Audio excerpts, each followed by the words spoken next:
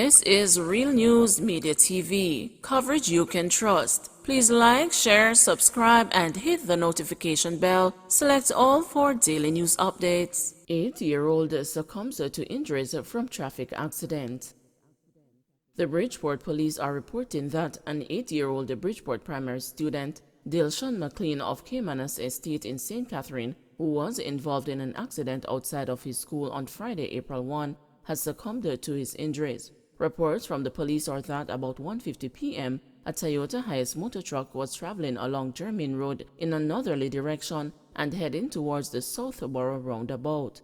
Upon reaching the vicinity of the school, it is alleged that Dilshan and a female student walked into the road as the vehicle was approaching, which hit both of them.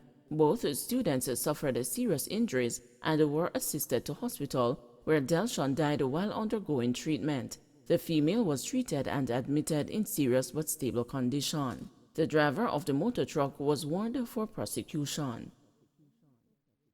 Schoolyard bullies. Guidance counselors overwhelmed by flood of violent and antisocial behavior in schools.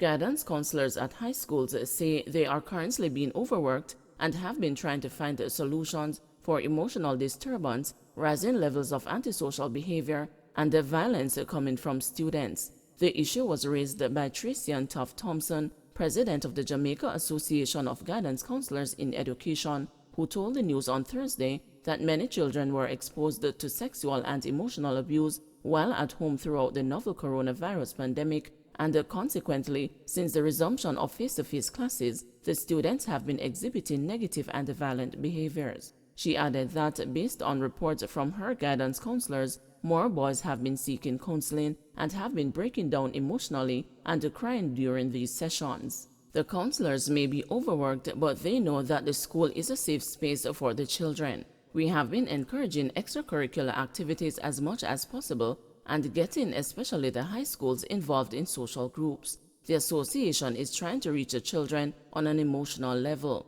The primary school children are just happy to see their friends. They spend their time socializing more than anything else. The older ones are more aggressive. It could be because of their stage of development, in addition to losses during the pandemic, including death, financial benefits or privileges, loss of a parent due to separation, and it could also be just the loss of their homes. They are no longer in their familiar space, but they are with relatives, and that can be a challenge to adjust. Some will act out in order to go back home. To deal with the antisocial behaviors, counselors have tailored psychosocial programs. Within the program, you will find anger management sessions, group counseling, and more individual counseling. You have counselors who share that they are seeing more boys coming in for counseling and actually breaking down. One counselor shared that there was one grade 7 boy who was being a bully, even rough up teachers. She spoke to him and he expressed that he lost a grandaunt or a grandmother during the pandemic, and evidently no one spoke to him about it in terms of how he felt about the loss.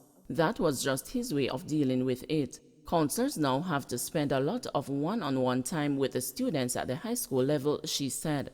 The nation has been gripped by numerous incidents of stabbing and other forms of violence involving school children recently. One in particular, on March 21, led to the death of Kamal Hall, the DaCosta Cup goalkeeper for William Knibb High School in Trelawney. Numerous other conflicts have left school children wounded, including the stabbing of a student at Excelsior High School in St. Andrew on March 23.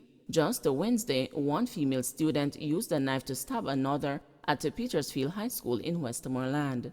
Sustainable Development Professor at the University of the West Indies, Anthony Clayton, pointed out that what schools are now experiencing could be the beginning of the problems associated with the learning and the socialization loss due to the pandemic. He said there needs to be an understanding that the problem could last a while, as children seem to have forgotten how to socialize in a school setting. He recommended a large-scale remedial program be introduced to target children showing signs of behavioral problems. Children's advocate Diane Gordon Harrison, however, said her office have been carrying out targeted interventions with her students and the schools to get an understanding of particular challenges institutions face and to explore the best responses. She encouraged the students being bullied or experiencing other problems to call or text Safe Spot, the 24-hour, 7 days per week National Child and Teen Helpline.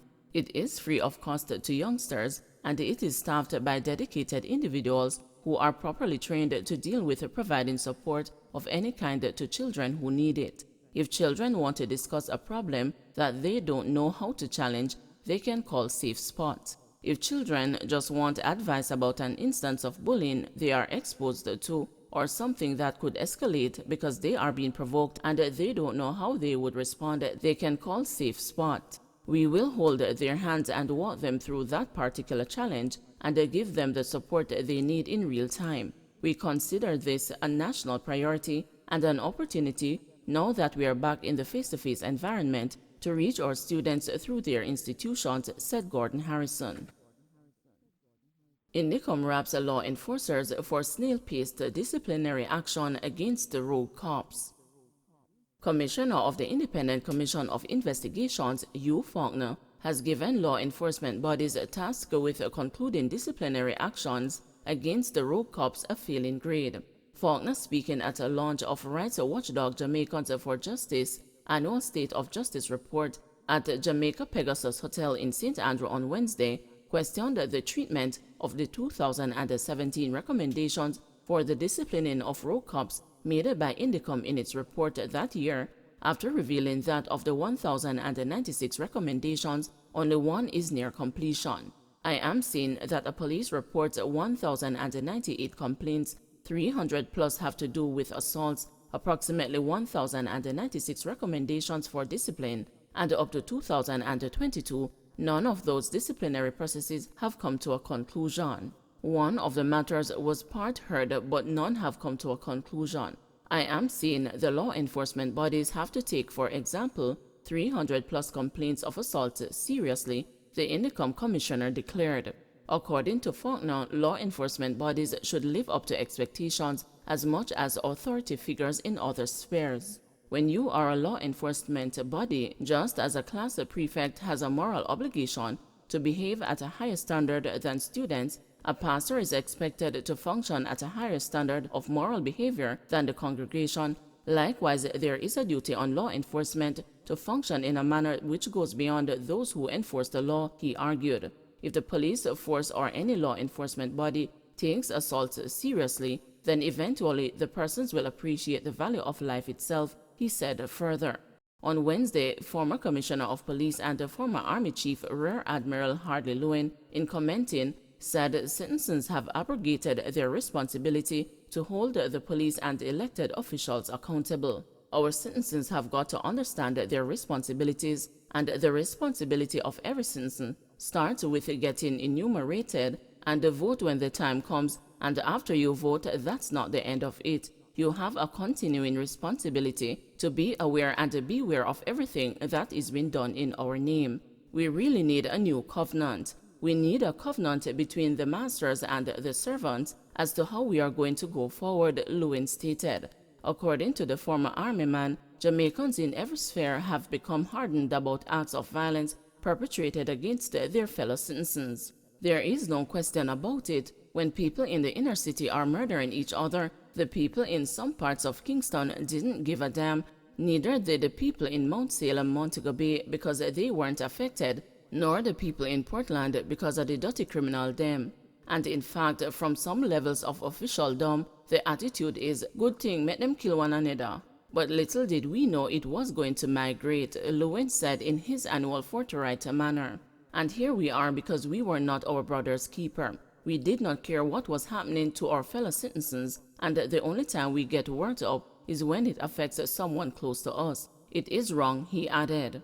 Meanwhile, Minister of Legal and Constitutional Affairs, Marlene Malahoo Fort, commenting, said, there is little or no outrage when our citizens kill each other, especially when it is alleged that they are part of the gangs. According to Malahoo Fort, alleged police killings stir more indignation. There is a feeling in a wider segment of society that it is okay, it's the criminals and themselves fighting it out, and the outrage comes more when the state, through police actions, intervenes and something unfortunate happens in that intervention.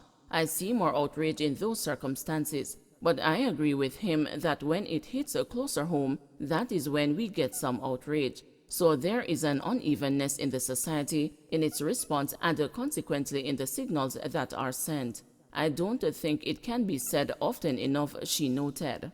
JFJ in its report said the use of excessive force by the police continues to be a problem, pointing to data from Indicom, which revealed that for 2021, 127 people were fatally shot by the security forces. Another 68 people were injured during that period, it said. The 2021 figures represent a 10% increase over the 115 killed in 2020. Don't forget to like, share, subscribe, and hit the notification bell. Select all for daily news updates.